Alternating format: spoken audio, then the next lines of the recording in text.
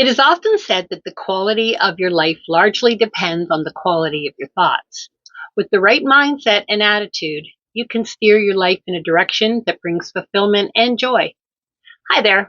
I'm glad you could join me. I'm Kathleen Deloge, lifelong learner and happiness educator. In this episode of Choosing Happy, we're going to explore a shift of mindset. Your mindset is your set of beliefs, values, and attitudes about yourself and the world around you.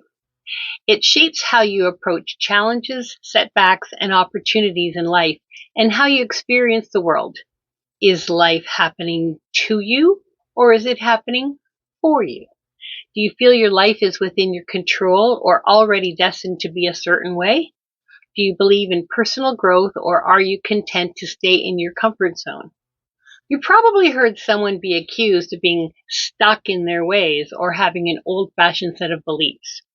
Perhaps you have been told you're a pessimist or even an optimist. Your ability to look at things differently, thus changing your perspective and shifting your mindset, is a key component to long-term happiness and contentment. I believe that the most important mindset category is fixed versus growth. A fixed mindset is characterized by a belief that one's abilities and intelligence are innate and unchangeable. Those with a fixed mindset tend to avoid challenges, give up easily, and believe that failure is an indication of their limitations. Now, on the other hand, a growth mindset is characterized by the belief that one's abilities and intelligence can be developed through hard work, dedication, and learning. Those with a growth mindset tend to embrace challenges, persist in the face of setbacks, and view failure as an opportunity for learning and growth. Research has shown that when we have a growth mindset, we're more likely to achieve success in various areas of life, including academics, sports, and business. We are also more resilient in the face of setbacks and better able to cope with stress and adversity. By contrast, when we have a fixed mindset, we're more likely to plateau in our development. Additionally, we can be more vulnerable to negative emotions and mental health issues. To be fair, though, no one is simply one mindset or the other. Most of us are a blend of both growth and fixed mindset. It can depend upon the particular issue we are dealing with at any one time. We all have our own fixed mindset trigger points, but in general, we are likely to have a greater tendency toward one type of mindset than the other. Yes, you can absolutely shift your mindset. In fact, it is often a key component in the successes of one's life. There are many ways you can shift your mindset to improve the quality of your life. Positive thinking is associated with greater happiness, decreased anxiety, and improved physical health. Think languishing versus flourishing from episode 1. People with fixed mindsets believe they can't improve or grow, that they are stuck the way they are. With a growth mindset, you believe that when you put in work, you'll be rewarded. You know that you can develop new skills, improve your relationships, and grow as a person. You look at challenges as opportunities, not obstacles. So much frustration and disappointment in life can be avoided if we trade our expectations for appreciation. When you appreciate abundance instead of always expecting more from the universe, others, and yourself, you'll be able to be present in your life and enjoy it to the fullest. To shift your mindset, stop looking at life as an all or nothing situation.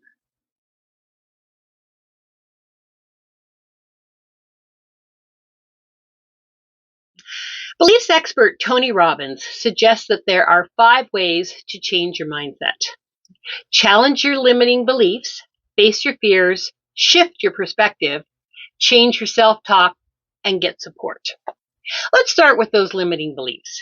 Nearly everyone holds on to limiting beliefs that disable them or render them stuck. Those who are able to challenge and overcome them will likely go on to achieve great things.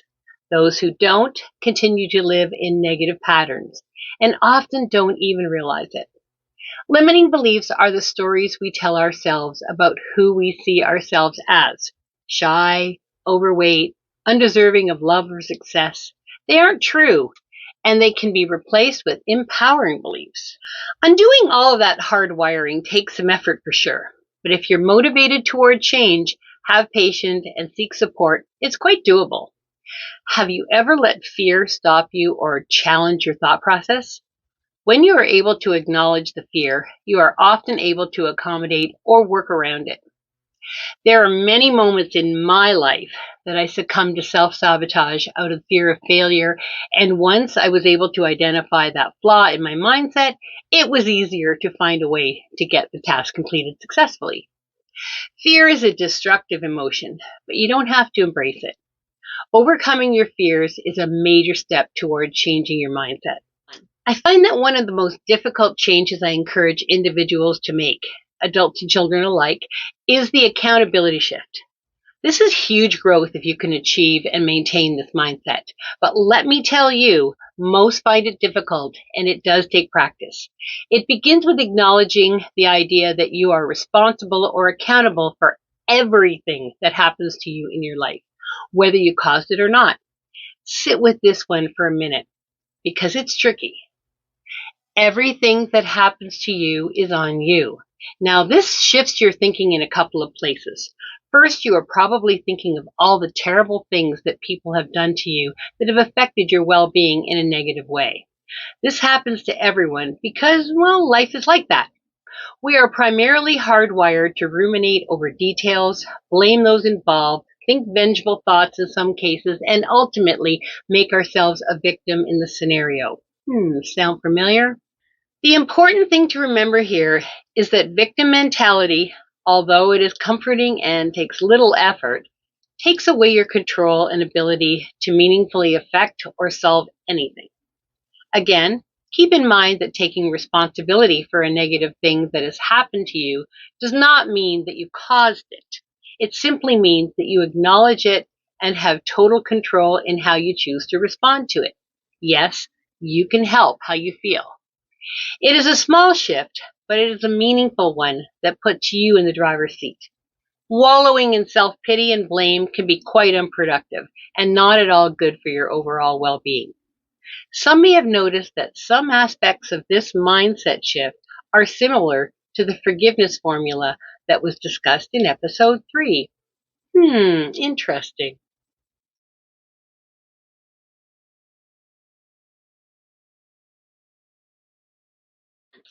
Now, did I point out that shifting our mindset is by no means easy? The fact is, we have much less control over our thoughts and feelings than we would like. I'm sure you don't need me to tell you this. I'm willing to bet you've already tried countless times to think more positively about things. But those negative thoughts keep coming back, don't they? Our minds have evolved over 300,000 years to think the way that they do. So it's unlikely a few positive thoughts will make much difference. It's not that positive thinking has no effect at all. Such techniques do make us feel better in the short term, but they won't necessarily get rid of them long term. Expert psychiatrist and brain disorder specialist Dr. Daniel Amen has coined the acronym ANTs for automatic negative thoughts because we have them and they're a problem. He suggests that next time you notice an ant entering your mind, simply recognize it and acknowledge. Tell yourself that it's simply a thought and that thoughts aren't the truth. Even better, if you can write down your ant in a notebook or put it in your phone. This helps to spot patterns and keep track of your progress. Now, did Dr. Amen just say that thoughts are not the truth? Well, it's true. Your brain will lie to you when it seems convenient and practical to do so. This is often out of habit or a sense of protection, but it's always a key contributor to our limiting beliefs. What you need to get into the habit of doing is auditing your thoughts like Dr. Amen suggests. There are other ways of improving mindset that include mindfulness, meditation, exercise, healthy eating, visualization, gratitude, nurturing curiosity, and practicing resilience. These will be covered in greater detail in other episodes, and I'm certain that there are even more mindset hacks that haven't been mentioned here. Okay, well, that was a lot of information. But I think that the true takeaway here is that anyone can shift their mindset in a more positive direction by acknowledging what they are thinking and applying a few simple strategies to nudge it in a positive direction. As I've already stated several times, changing your mindset and attitude isn't an overnight process. It requires consistent effort and practice. In any event, I hope I've given you the courage and the know-how to take some small steps in the right direction and perhaps even share your experience with me in the comments. You know the drill. Subscribe, like, and share. And I hope to see you in the next episode of Choosing Happy. Thank you for spending time with me. Until next time, be kind to one another.